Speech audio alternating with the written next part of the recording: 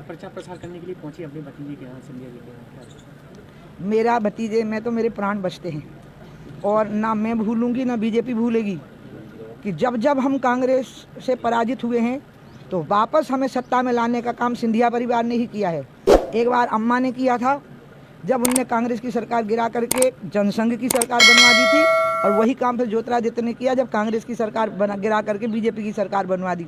इसलिए वो तो सिंधिया वंश का एक ऐसा चिराग है जो हमारे घर में आके उजाला हुआ है, और मैं तो उनके साथ, मतलब आप समझ लीजिए कि वो मुझे सबसे प्राण प्रिय भतीजा है मेरा। अब वो चुनाव जीतेंगे, वो बहुत सरल और विनम्र हैं। उनको लोग कहते हैं वो महाराज करने, बिल्कुल नहीं। अब मैंने लोगों को कहा आप भाई कह के देखो, आप बेटा कह के देखो, वो ऐसे ही जवाब देंगे आपको। वो सरल, विनम्र, संस्कारी नौजवान है, उसको कोई आकांक्षा नहीं है, कोई महत्वाकांक्षा नहीं है। कांग्रेस एक बड़ा आरोप लगा रही है कि प्रदेश के अंदर कानून व्यवस्था ठप हो चुकी है। लगातार बच्चियों के साथ यौन शोषण के मामले सामने निकल कर आया, चाहे भोपाल की हो चाहे उज्जैन के दंडी आश्रम की स्थिति हो। ये सब बहुत चिंता का विषय है। सरकार तुरंत कार्रवाई करती है और हम किसी भी अपराधी को बचाने की चेष्टा नहीं करते।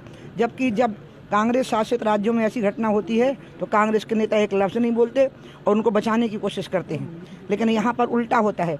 एक पुलिस वाला कह दे कि कभी अपराधी को पकड़े जाते समय किसी हमारे एमएलए या एमपी का फ़ोन गया हो या बीजेपी के नेता का, नहीं, हम ऐसी घटनाओं की निंदा करते हैं और तुरंत कार्रवाई हो। हमने शिवराज जी के समय पर फास्ट ट्रैक कोर्ट बनाया है कि इस प्रकार के अपराधियों को तुरंत सजा मिलनी चाहिए। शिवराज जी का भारत में एक अनूठा प्रयास था फास्ट ट्रैक कोर्ट बनाने का ऐसे अपराधियों के लिए। जब आप शिवपुरी पहुंची तो कांग्रेस लगातार ये आरोप लगा रही थी कि उमा जी को जब मैदान में लाया जाता है जब उनकी जरूरत पड़ती है बीजेपी को, ऐसा आरोप लगाया। इसको मैं अपना भाग्य मानती हूँ कि बीजेपी को मेरी ज़रूरत पड़ती है तो मैं आ जाती हूँ, क्योंकि मैं बीजेपी ने मेरे ज़िंदगी में इतनी महत्वपूर्ण भूमिका निभाई है मेरी पार्टी ने।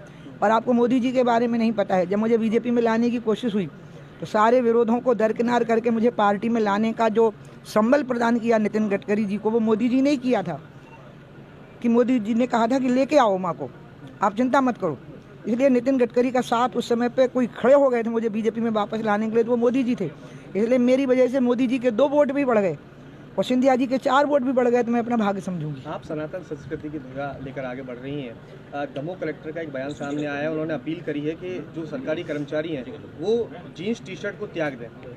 मैं कलेक्टरों की बातों का जवाब नहीं दे सकती। चीफ सेक्रेटरी को जवाब देना होगा और चीफ मिनिस्टर को जवाब देना होगा, मैं नहीं दे सकती। राहुल गांधी के बाद आप